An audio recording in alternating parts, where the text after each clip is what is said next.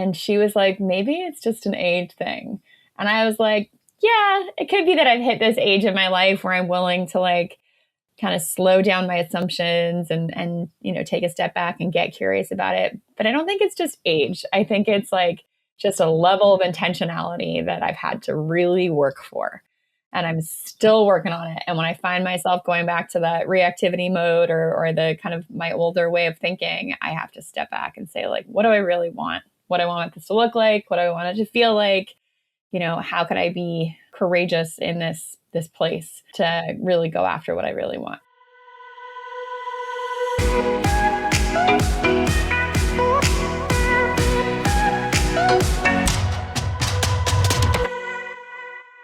I think there's a deeper conversation that we need to have about female ambition, especially when it comes to motherhood. And I have been talking about this for a very, very long time. And I remember when I don't know which child it was that was an infant. I think it might have been my second child or my third child. And I remember this feeling of loneliness that I had this desire inside of me. And I think in physical form, we call it more. So people will say, I want more. I want more. I don't believe that we actually want to accumulate more. I don't necessarily feel like we desire more money. I believe we are all after a feeling. And whether it is the work that we do in the world, this ambition and desire inside of us for more is kind of like this spiritual journey of wholeness, right? We want fulfillment. We want to wake up and feel abundant. We want to feel spacious. We want to feel safe. We want to feel alive and energized. But yet culturally, and this isn't just for women, culturally in physical form, like the 3D world, when people are living unconsciously, we just do. We do, and we check boxes every single day. And this is about taking the unconscious and making it conscious, right? So the unconscious of like what I call the not this list. When you're writing things down, you're like, I don't want to feel like this anymore. I don't want to work this hard. I don't want to be this resentful in my relationships. I don't want to regret how I'm mothering and showing up for the people that I care about. I don't want to wake up in 10, 20 years with a disease and go, I should have taken care of myself a while ago. I should have done XYZ. The point of why I'm saying this is your desire for more, your ambition inside of you as a woman, regardless of the titles and the roles that you play, is there to guide you home back to yourself. I believe that when we listen to this ambition, we find wholeness when we are doing it in alignment with how we want to feel. Now, enter Alexis. Today, we're having a conversation around ambition and motherhood. I have known Alexis for a very long time. I want to say 6-7 years maybe. And Alexis is a new mother. She's also an entrepreneur. And when I met Alexis, she was single, no children, and in her 40s or headed into her 40s. And she has always desired to be a mother. And so I watched her along this journey of becoming and her ambition in her professional career. And I know from personal experience that whoever you are without children, you are going to be the exact same person with children. And you have to figure out how to do both in alignment with how you want to feel. So I'm really excited to have this conversation with her because I knew when she became a mother, things would shift for her. It's not about cutting off parts of yourself and that you are no longer ambitious. It's about feeding your ambition to make an impact or do bigger work in the world. And you have to figure out how to feed that part of yourself while also honoring your current season and role that you're in. And for Alexis, this is new motherhood. But here's an interesting twist that we are taking on today's conversation. Alexis is considered the breadwinner in her relationship. And so she is the financial front runner. And I am that person as well in my family, although we have, different streams of income. that have nothing to do with my quote unquote business. But here's the thing. When you are a builder, when you are a visionary as a woman, and there's this secret unconscious belief that a man is going to, take the lead. This is not necessarily dynamics in a relationship. And number one of the biggest things that I had to learn along my journey was honoring who I am. And I have this conversation with so many clients on a weekly basis. I look at her and she's ambitious. She's the visionary. She's the builder. She's the doer. She's a natural born leader. And oftentimes her male partner, not always a male, but her male partner, she's unconsciously wanting him to step up to the plate. But number one, she's not allowing him to step up to the plate. And number two, that is not his strength. And so what I have found is when a woman can feed her soul, feed her ambition, and energetically lead in alignment with her strengths, he always follows. But the really messed up part is we have to be mindful of our gender role bias. So for me personally, when my husband and I were in this dynamic where he was the financial front runner, pusher, builder, I could feel myself becoming angry and resentful because I was holding myself back because I wanted to build something. But I was a good mother, a good woman. And so I had the time and the presence to be with the kids, but my mental and emotional well-being was suffering and struggling because I wasn't feeding a part of myself that wanted to be self-expressed. Then when I decided we kind of did a dynamic shift, I felt alive and whole and energized. But the one thing I was struggling with was this gender belief that I wasn't a good woman or a good wife or a good mother because I wasn't domestic enough. And this is the duality of what women struggle with and hold all the time. And it's not about getting over anything. It's about honoring what is inside of you and learning to unlearn or break those patterns. And so it's not about getting over it. It's about working through it. So my belief is when you're feeding yourself mentally, physically, emotionally, spiritually, this is where the magic happens. Of course, we're going to have residual of stories and beliefs that we've told ourselves, or whether it was our mothers or our grandmothers or cultural expectations and beliefs. But I think real ownership, real energetic ownership and leadership is taking radical responsibility for your unique dynamic. You don't have to change it because it's trendy. You don't have to go after something because everybody else is. But really look at your season, your situation, and ask yourself, who do I need to become in the season of my life? So we're going to dive into more of that with Alexis. And I hope you enjoy this conversation and you learn more about her and the work that she's doing in the world because she's a magical unicorn. So I'm going to just read her bio. So Alexis Dean has had 2 decades helping leaders build teams rooted in trust, accountability, and emotional courage. She believes that good people don't automatically create strong cultures. Intentional leadership does. She's the founder of Two Roads Training and Team Building. Alexis works exclusively with teams to help them build high trust environments where performance and humanity can coexist. She's known for making the conversations most people avoid feel practical, doable, and transformative. Alexis is also the founder of the Dovetail community. That's where I met her. A mastermind and retreat experience for women leading 7 to 9 figure companies who want growth without losing themselves in the process. Alexis's work isn't just about boardrooms. It's about what happens at home too. She believes women are often leading their families emotionally, strategically, and logically, whether or not anyone names it that way. In a culture that still questions women's authority, stepping fully into leadership at work and at home requires clarity, boundaries, and a willingness to be misunderstood. All right, go check out Alexis and the work that her and her husband are doing at 2roadsteambuilding.com. All right, let's dive in. If you thought I wasn't fucking around and finding out previously, or I was fucking around and finding out, I have been cutting energies off left and right. Like it is my job. And I'm like, I'm no longer available for this. This is like since your 40th on Sunday, just slashing left and right, slashing it out. There was a few instances that happened, and I think it's because I don't think it's like the 40.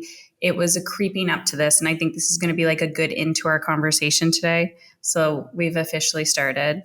But leaning into this conversation is like, it's like, you know, like what you resist will persist and grow bigger.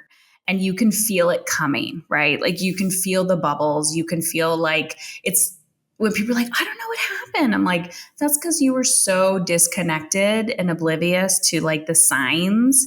So I could feel this. And then, yeah, I don't know, like Sunday was my birthday and a few weird things happened on Monday. And I'm like, oh yeah, like I am no longer available for this. And I just made, in that moment, I made the decision like, oh yeah, we're done here. Like no drama. I would like to reclaim my energy and my mental space and let's move on. And that's where magic happens. So Alexis, let's talk about, I was like, oh, I'm going to get her after she becomes a mother. I'm like, shit's going to hit the fan. Not hit the fan. Perspective is going to change. So let's dig in. What has been unfolding in your world? Tell us when you had your baby and what's been percolating on your mind since then. Whew. Well, finally had our miracle baby at the start of January. We're recording this March 4th. So it's officially been just under 2 months since I had this baby. And yeah, he's still at like the squish stage and he's just a little ball of joy and mushiness and all the things. And this conversation, you know, for listeners, if you're including this portion of it, came up because I reached out to Heather and I like left a voice note for you. And I was just like, I've been kind of mulling this over, had a chat with another friend about it. It's like really something that's important to me. And I think to so many other women. And I feel like it's something we're not talking about enough. You know, it came up because less than 2 months into having this baby, I had to jump back into my business. We grew more rapidly than we thought we would this winter. And I'd hired a replacement and hired on more staff, but it wasn't enough to cover for me. And I had talked to this friend about it and he's like, you're kind of just being called to lead in a way that you haven't been, and not just leading in your business, but leading in your family. And, you know, it's just my husband and the baby and I and our dog. But I'd kind of been stepping back like, well, I really, you know, I want for Scott to have this important role and I, you know, and we're doing it together. And he's like, yeah, but you're the visionary. You are the leader in your family. So why are you not stepping up? And I got off that call and I was like, oh, this is bothering me. And usually when something pisses you off, it's a sign that you need to dive into it. And so that's how we ended up chatting about all of this. Yeah. And I know while you were pregnant, we were doing some early morning co-working sessions and kind of chatting about this as well, because I'm in a very, of course, different life season, but I've always had this visionary identity and visionary, what I'm going to call energy and desire to build. And culturally, I have noticed as a woman, it's like, this should not be your first priority. Or like you should numb this ambition. I call it like ambition, but whatever the hell people want to label it as. But you should like abandon this visionary part of yourself because, you know, you really gotta be present for these kids. And I'm like, oh my God, I knew secretly, I was like, if I don't feed this part of myself, like ambition does not always have to equal more physical shit, right? Like, but I was like, okay, it doesn't have to be about money. It doesn't have to be about whatever. But if I don't feed and nurture this part, like I know myself and I will be resentful and angry. And then it was like, but I know how to be present for my kids. I know how to nurture them. I know how to meet those needs. So I'm like, why can't I do both?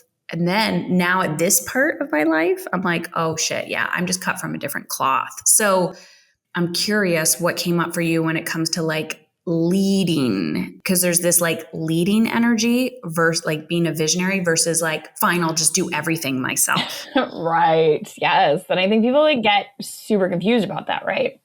They're like, well, if I step up at home the way I step up in my business, then it's going to result in, becoming resentful because I come up with that, I'll just do it all energy and fine, I have to take everything on my plate and, it's going to leave my partner with nothing and all of that. So I guess your question was like, how did that come to be? Or I'm just curious about if you can tell, and maybe you can't, or maybe you're still trying to figure this out.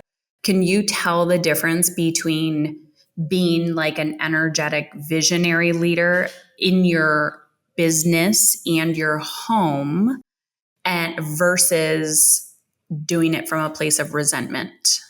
And then I have another question about gender roles. Yes. For me, when I talk about leadership, so I talk about leadership a lot in my full-time business is a leadership training company. So the difference between leading from a place of like being a visionary, being aligned with who you are and what you want, and doing that from a place that feels good versus doing it from a place of resentment. I think it's really easy to get lost in resentment. And that's one of the things that you and I talked about a lot when we were like early morning co-working. I was like, I actually feel like, yes, I love early morning co-working with you. It's super fun. But I was like, I feel like I'm actually doing this in this season for the purpose of like, I need to readjust some of the resentment that's coming up for me. And I know you don't have that with your marriage. And I was starting to feel it. I don't have it currently. Right. Yeah. You've been through that though, as have most women who I think are leading in their business and in their home lives, So it's easy to go down that path, right? Like it is kind of like a thing that happens. I think it happens to a lot of women because I've talked to other women leaders about this. And for me, like the way that I found myself, I won't say that I'm, perfectly past that. I still have my moments of feeling resentment. But when I do leadership training and I work with, corporate groups, we talk a lot about approaching from a place of curiosity rather than a place of assumption or judgment. So I'm having this challenge. I'm feeling a bit of resentment coming up. I'm feeling like I have to do everything. I do everything in the business, which is not true. But the story that I was telling was, I do everything in the business. The rest of my team is clearly doing nothing. I do everything at home. Clearly also not entirely true. But the curiosity piece for me was like, what am I really feeling? Am I actually feeling like I'm holding myself back from stepping up at home the way that I need to at work? So there were some parallels there for me. And I don't know if you've had that experience, but when I could see, again, from that position of curiosity, like what are some areas that I think I'm holding myself back at work and how am I holding myself back in the home? Those parallels, I think, really helped me. Yeah. Okay. I know this conversation is going to be very insightful for a lot of women. And they're going to be like, okay, I've seen myself. I can navigate this.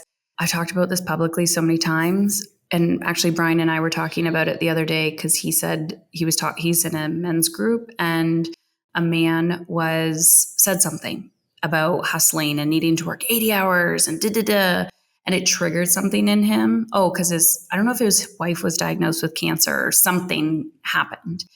And he said it triggered him. And I was like, Brian talks and reflects like a man sometimes. So I'm like, tell me more. It takes a little bit to get it out of him.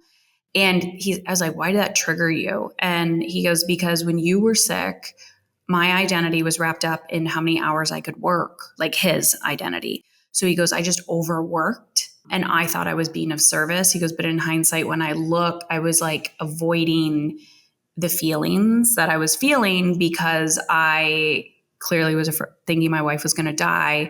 And I remember how resentful I was at him at that time because he looked like a sinking ship to me. And I was like, I'm literally dying. Like my body is literally dying. And the social worker is coming in here and looking at you instead of me because you have to take care of these fucking children and you won't even identify that you were in a survival or a crisis state. In hindsight, and I was so resentful, so angry that I was like, get your fucking shit together, like in my head. And in hindsight, looking at it from a neutral lens, I'm like, he was suffering and struggling and in the survival state.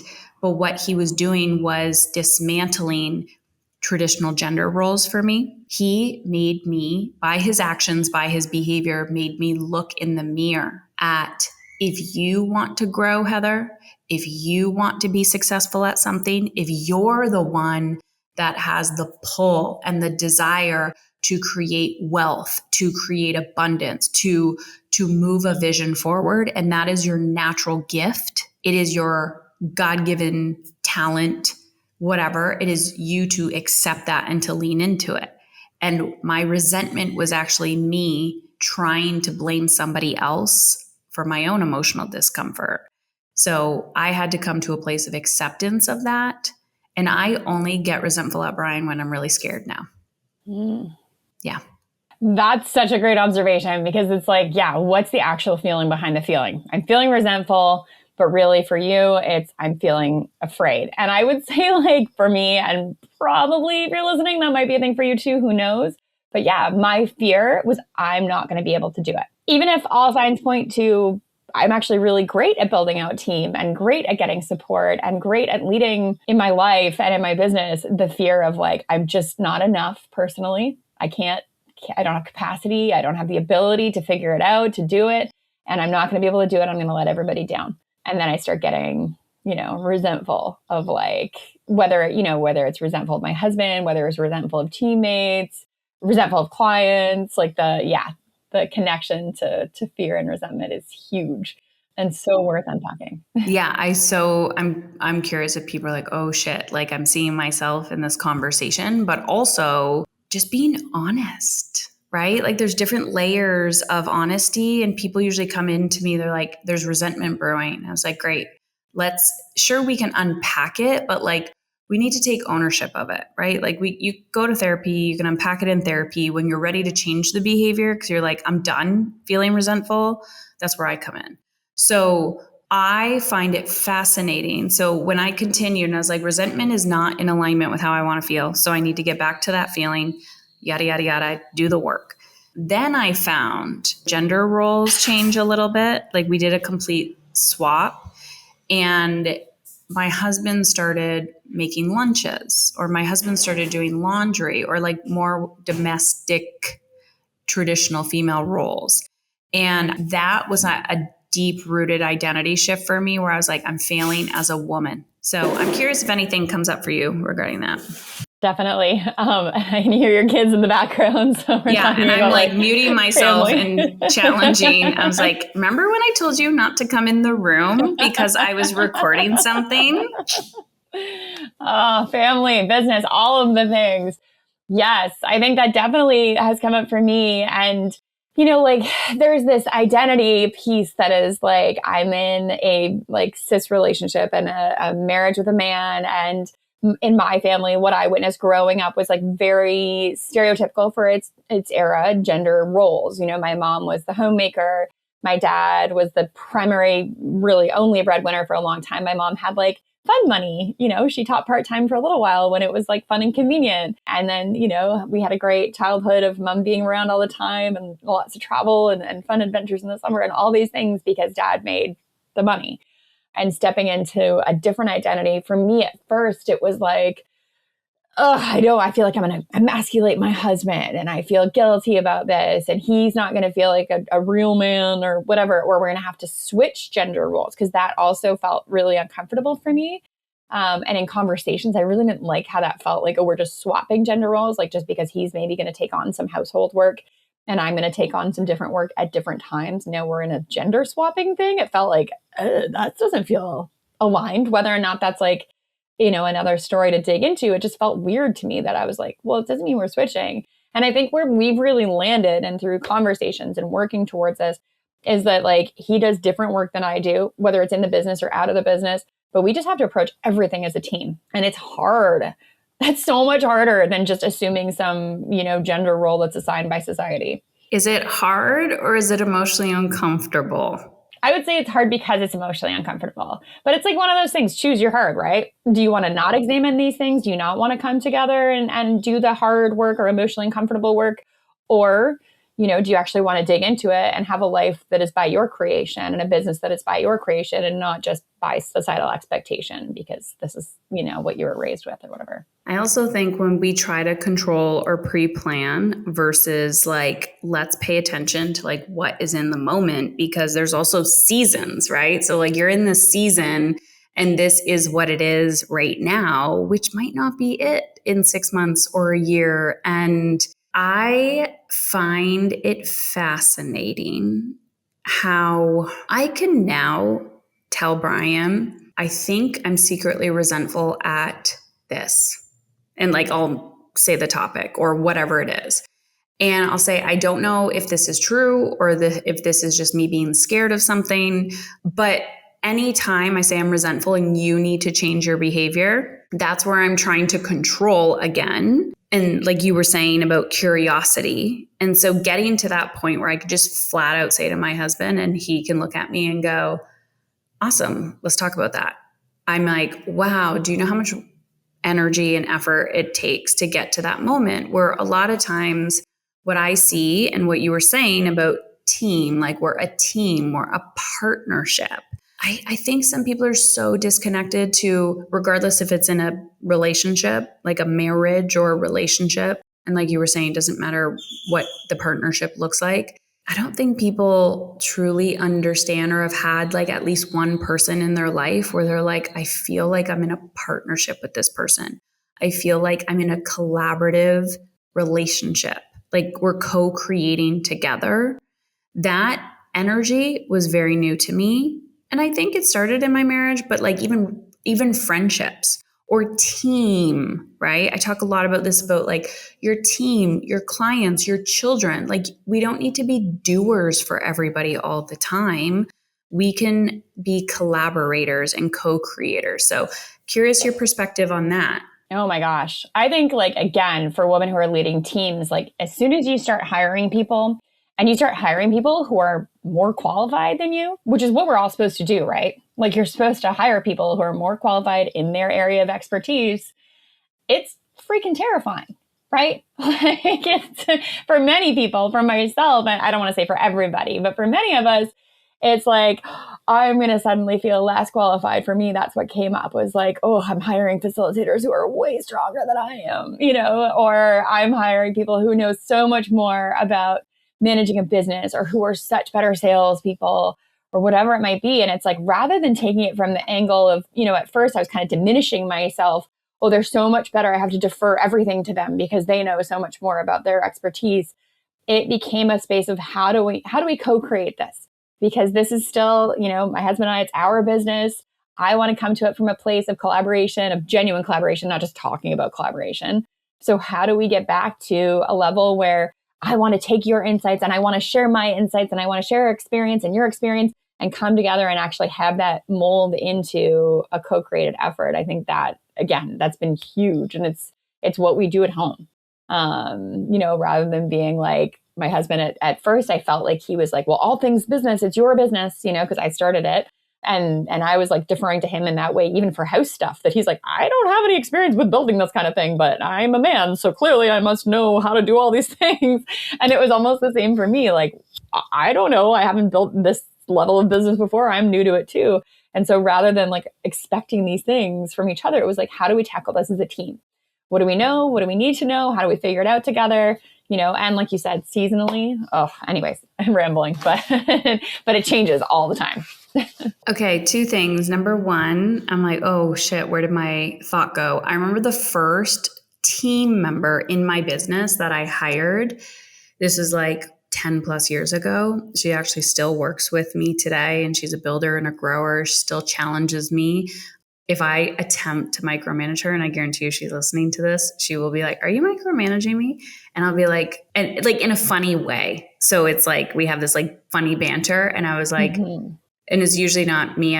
I process by verbally processing. So I like will close a loop and everyone thinks I'm micromanaging them. And I'm like, this is just how I process. And it probably appears that way, but whatever. Like confirming that this is completed, but she's the only person I feel like I don't have to micromanage. Here's my point. When I first hired her, I was so scared and intimidated by her. And the trigger, I guess the story I tell myself is like, oh, this person is really mean or assertive. And people say that about me now because I don't have time for bullshit. And so I'll just be like, are you in or are you out? Like heart emoji. And, they'll say like, oh, you're triggering me. And I'm like, I guess it's because I'm cutting the BS and like, there's so much there that it's being reflected back to you. So there was that where now I love when I hire somebody and I'm like, I don't know how to solve this problem. And I know enough that I will go back to that person or service provider and ask a shit ton of questions to make sure that it's aligned with the vision, and that like, because I can see like energy gaps, and like, so I will do like visionary, like big picture, bird's eye view. And I'm like, boom, boom, boom, boom, boom. Like we need to move little chess pieces a little bit. I think something related to that I see as a pattern, you know, in women, like in Dovetail, like the women that we serve, we either have like our Monday Club, our earlier stage, and then we also have women who've scaled much larger.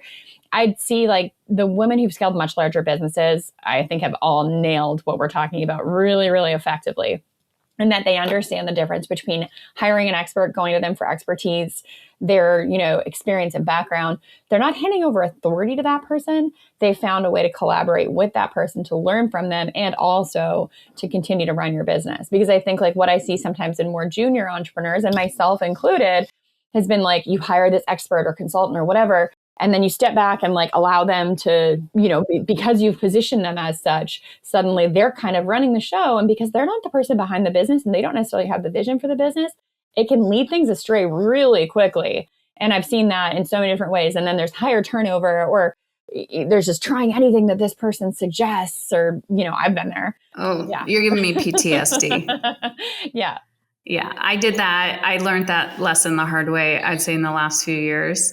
And I was like, what is happening here? And I'm like, I'm outsourcing my confidence, outsourcing my power. And it's like, set it and forget it. Like it's the dump and run, right? Like, oh, or like, I don't have time to train this person. And I was like, honestly, sometimes it's not really quote unquote training. Like we need to stop labeling it as that. It's like you're entering a new relationship with somebody. And instead of quote unquote training them, it's just triggering your relationship skills, and that is triggering to you. So sometimes it's hilarious to watch and observe. I posted something on the internet last week, and someone slipped into my DM and said, essentially, must be nice. And it was, and this is a little bit different, but it was like, you know, we're living in Mexico for 3 months. I've had this vision and this dream for many, many years. And I essentially wrote down all the blocks and challenges, and some took years to remove. And now we're here. And the positioning of it was like, just keep going, da, da, da. And she was like, must be nice. You know, there's a whole bunch of people suffering and struggling, da, da, da. And so I leaned in, as I do. And I was like, tell me more. Tell me more. I could see that she was triggered. And she did get to a point where she said, I'm sorry. I'm just really frustrated and fatigued. If you have any tips or tricks, LOL, send them my way. And I said, well, I don't know how long you've been following me, but the tips and tricks are in the links in my bio, in my profile. Like, this is what I teach people.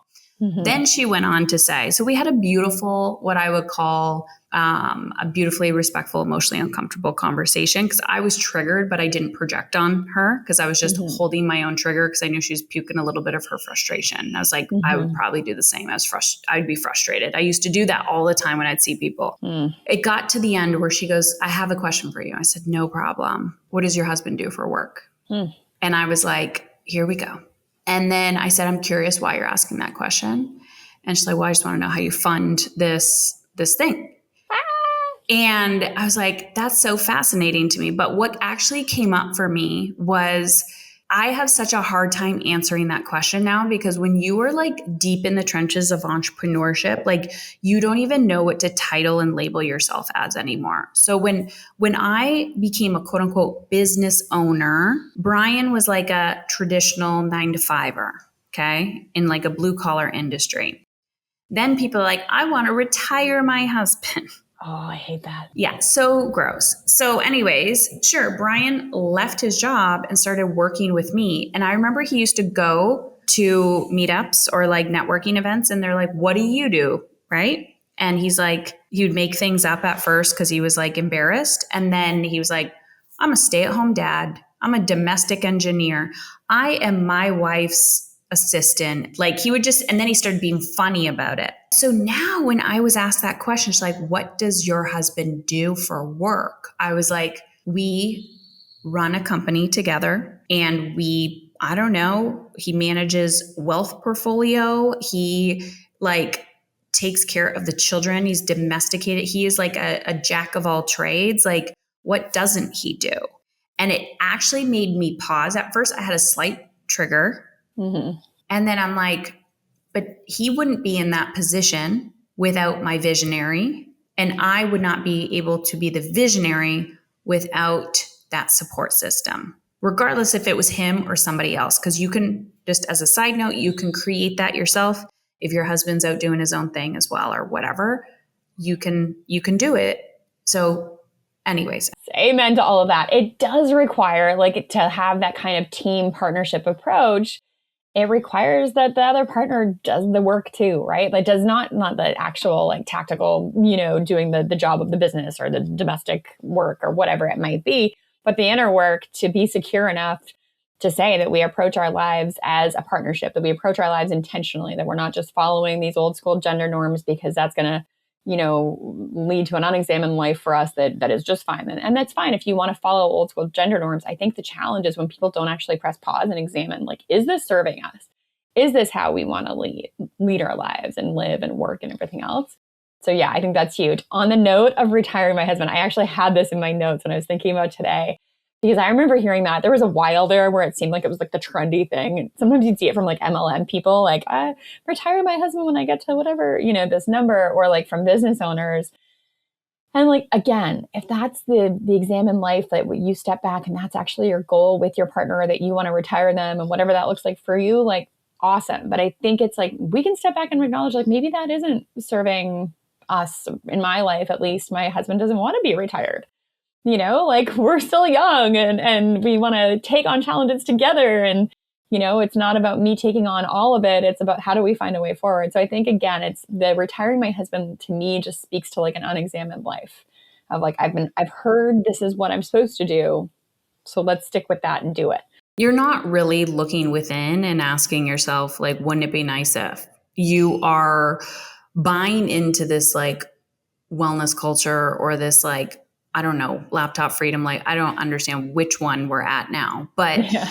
I know that work, like I like meaningful impact, and I'm in a season where I really value time, flexibility, and freedom and living off social media. Mm-hmm. And I think you have to ask your partner, like, is it that you just want time flexibility or that you like hate your career? Like, and then you can realign. So maybe he doesn't have to leave his corporate job, maybe he, or vice versa. But I think it can actually be incredibly detrimental to somebody's mental health to be like, I just don't want you to work anymore. And they're like, oh my God, that was whiplash. And I lost a sense of purpose and went into a deep depression. And I remember when Brian first left his job, part of that was, number one, this job is not barely paying the bills. So it's not like he had golden handcuffs. Number two was I wanted to travel. And I'm like, it's okay if you stay here. Like, I'm going to continue living my life because I got to that point. And I'm like, I'll just go with the boys and I'll bring someone with me. And of course, he didn't want to do that. And I was like, you got to take the leap. But never in my mind was it like, you're going to do that. We're going to build this together. So I actually had no attachment to that. And it took a really long time. And it was a natural progression that he integrated into the business. So at first I was like, you have nothing to do with the business. We started there too. I was going to say, I'm curious about how that started with you and Scott. Yeah. And, when I met him, he was a camp director and like loving his camp director life, but he knew that wasn't like, he knew it wasn't me saying, I want you to stop doing this for any reason. I thought, like if we live on the camp property for the rest of our lives, this could be a beautiful life together.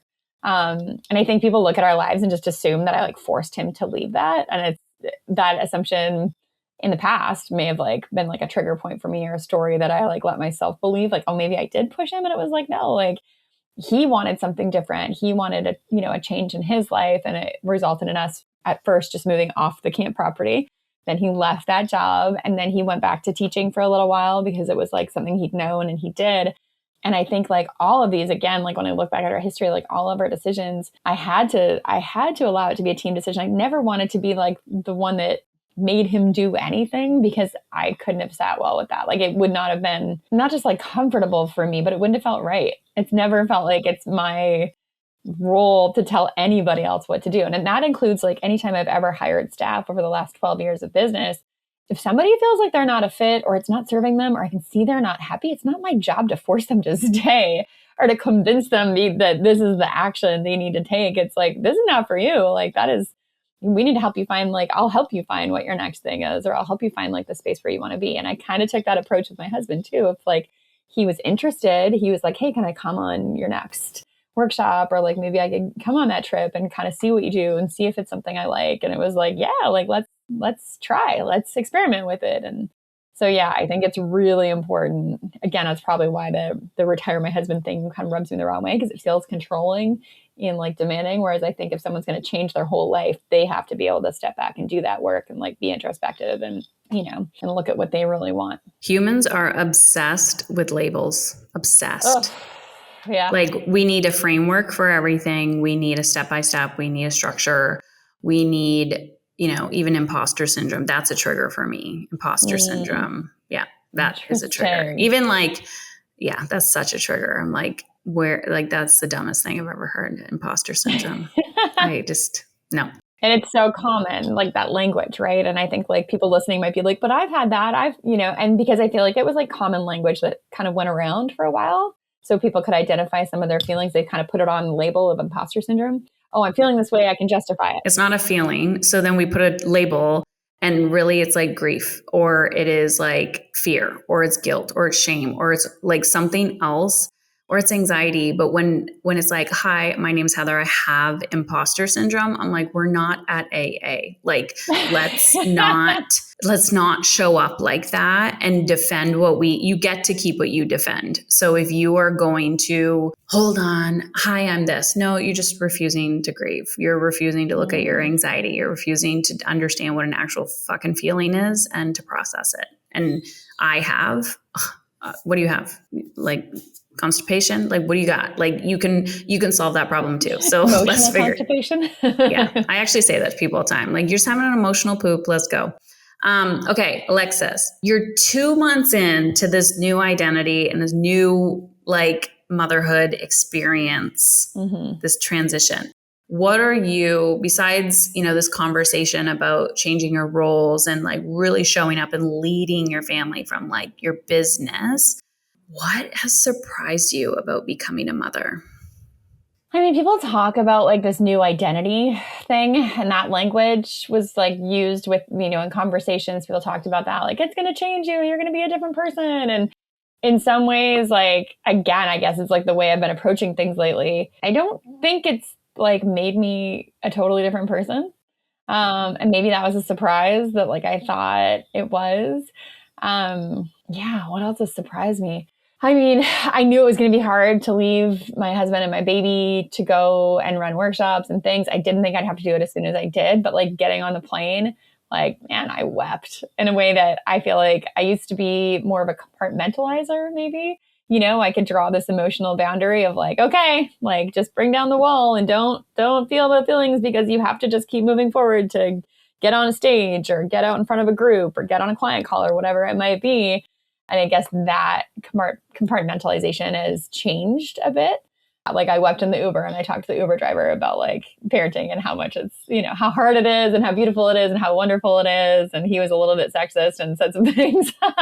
You're like, maybe he's not the person I should have been having the conversation with. But like, man, he was, right? Because of course I ended up in the Uber expressing this to a man who was like, then why are you working? But that was good for me because it was like, again, old me might have been like given the kind of FU response, but instead I got to take a quick step back. And the funny thing is I was actually going to do emotional intelligence work with the group that I was getting on a plane for. So I've been, prepping for this session and the work I do is so much like, where's the gap between the trigger and the story and the emotions and the behavior, right? So as soon as he said that, I was like, man, my lizard brain really wants to snap back. But I'm actually going to pause. Why is that bothering me? And it's bothering me because I know these norms in society expect me to be home with the baby right now, or expect me to feel guilty about leaving, right? Like this whole guilt economy that we're built around. So I guess like the surprise for me is that I'm getting better at practicing what I preach. That like I'm getting better at doing what I teach in parenthood, because it it requires it even more. I would say like parenthood requires a level of emotional competency and emotional intelligence that I've never had to fully practice to this extent. Not that I'm perfect. I love that. I love that. Yeah. So if you're being radically honest with yourself, and maybe you want to reveal this or you don't, I'm always keeping people on their toes. If you're being radically honest with yourself and there was a clone of you, would you have gotten on that plane? No. I mean, it's not convenient. It's not emotionally convenient. It's not physically convenient. Like, we have the literal fact of having a new baby at home, and we just hired home support. We just finally secured someone to come and help us in the home, like nanny housekeeper role. But no, there was nothing practical about that situation. Like my husband was pulling practical all-nighters so that I could be away and all of that. But it was what was required. 100%. And this is the balance of doing what's required. So this is what I've been playing with lately. This is the balance of doing what's required versus, and I'm not going to call it scaling it with ease, but one thing I've been playing with is, because I think there's another book coming, but it's like slow and steady. And I have nothing for anybody. So there's no point of asking. It's just a little art right now. So the more responsibility you have, the lighter you should feel. And to me, that's a North Star playing off of what I've been trying to practice and be the last 10 years, which is how do I want to feel? How do I want to feel? And so I've been thinking in advance because like you, I've had so many, I don't have the privilege right now not to do this thing, right? I was taking calls from my hospital bed when I was doing chemo. I was like in agony, like breastfeeding and having to do things because the kids were But my next phase of life that's coming up, and I keep thinking about this, and it could just be a trauma response, or I'm being proactive. I can't tell you, but I'm thinking about like when my mother gets older or something else happens in life, I know I'm her number one and I'm the person and I'm financially responsible for her. So I'm trying to get ahead of that. And so my mission, regardless if it's 10 years down the road or whatever, I'm like, if I had to, what would I do today to be like, have as much space and space and time flexibility. So in my life right now, I'm like, do what's required to feel as light and spacious as possible. And the things that are required now are so fucking emotionally uncomfortable because I have to play games with myself to pretend I'm in a quote unquote crisis or survival state, but not act like I am. Does that make sense? That totally makes sense. I think that's like what's required for like good, business visioning and planning. And a lot of people avoid that work, and I totally get it. It's really hard. But when you look at, again, the business owners who are most successful, especially like within our community, like the ones who have had the exits, they've had to do this work, and they don't start thinking about an exit the year before they exit, right?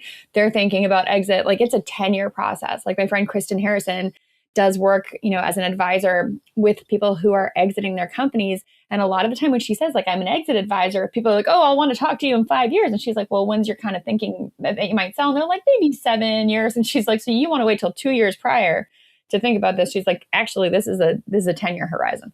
So, or at least a 5-year horizon. So I think, doing that, whether it's for business exiting, whether it's for like having children, whether it's for, whatever it might be, whatever season you're in your life or work, I think is so hard and so necessary. Again, I keep using the word hard, and maybe it's uncomfortable, emotionally uncomfortable. I'm not going to judge you. I'm just going to slowly convert you to my world. Yeah, I would say it's also like relatively inconvenient because it does require time and spaciousness that a lot of us don't easily create. Like I have it on my calendar every week to like take a bird's eye view in my business and do some of that extra, free writing reflection, even in this season when we have a newborn.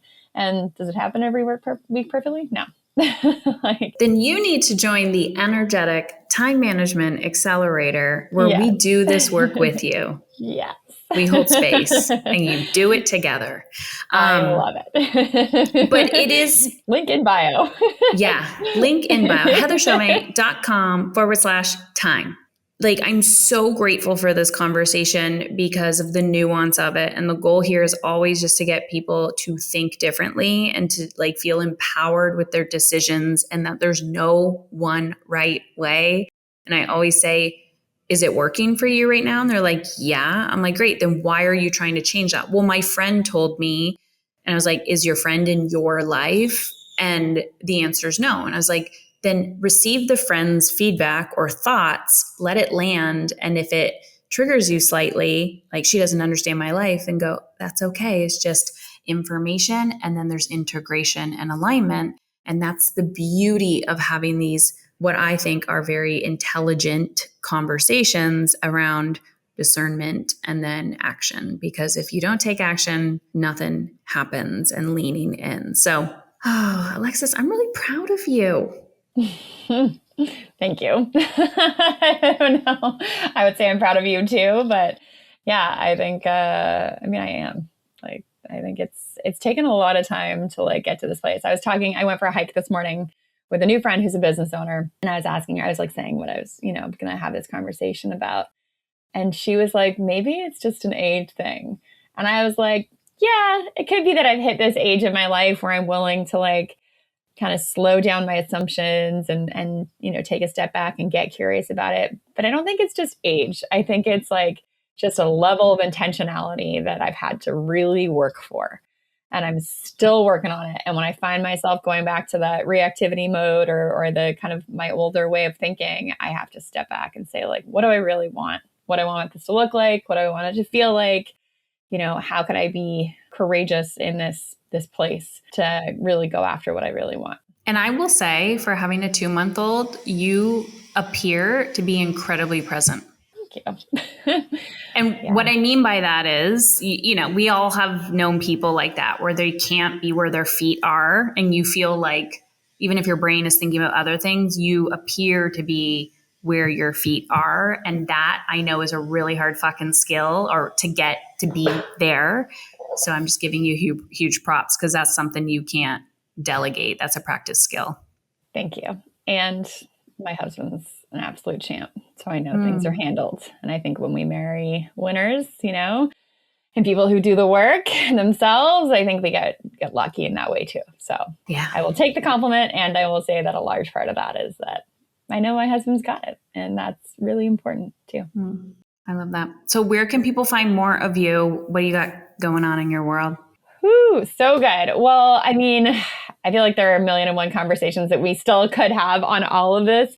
I've been thinking a lot about this as I work with women entrepreneurs. So you can find me in the Dovetail community, which is a community of women entrepreneurs who have grown businesses. That's at dovetail.community, not a .com. I'm also getting back on LinkedIn now, and you can find me writing about a lot of these topics, mostly through the lens of leadership and leadership training and emotional intelligence and leadership, and how we communicate as emotionally intelligent leaders, building the organizations of the future. So you can find that information at tworoadsteambuilding.com, or just look me up on LinkedIn. It's Alexis Dean. And thanks for having me, Heather. Love it. Dean, Dean. And I've attended your Dovetail events, and I love your community. I still talk to a lot of those ladies now, and I just love the warmth and the adventure and the just big thinkers and outside of the box humans. So you attract yourself, or you surround yourself with really, really good humans. So I highly encourage anyone, and you're a super connector. So people just need to be in your world. You're just a good human. Thank you. And I get so much from being surrounded by good humans and big thinkers and big doers. That's the hugest, this whole conversation, when we surround ourselves with people who are thinking in a different way, it helps us to continue to further our own lives and our own businesses in a way that we probably wouldn't if we weren't surrounded by this type of thinking. 100%. Thank you. Thank you. Thank you.